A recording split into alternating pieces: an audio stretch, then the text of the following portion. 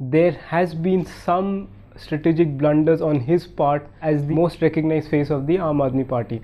But that said, Arvind Kejriwal is also the man who brought all this together, and there was a tremendous burden on his shoulders as he had to campaign for so many people and give the party some kind of a national stature. Let's look at what the Aam Admi Party has achieved first.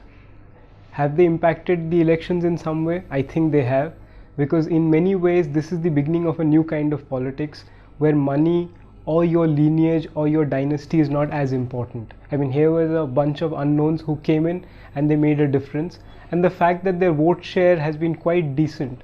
For example, in Delhi, they are at number 2 in all the constituencies, not only in terms of votes but also in terms of vote share, which shows that there is still a considerable amount of support for the Aam Admi Party in a city like Delhi.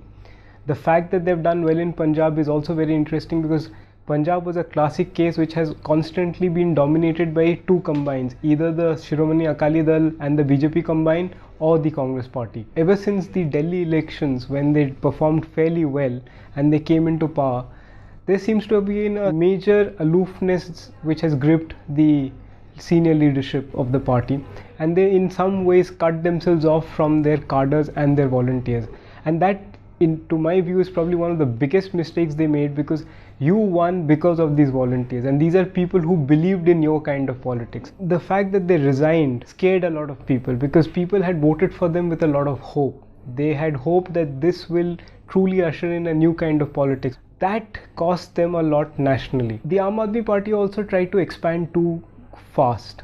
I mean, they put up more candidates than either the BJP or the Congress, which in some ways is an absurd thing to do. And this ensured that the meager amounts that they had, I believe their budget was around 35 crores is what they had managed to get from donations. Now, how much can you really support volunteers and your candidates if with such a meager budget?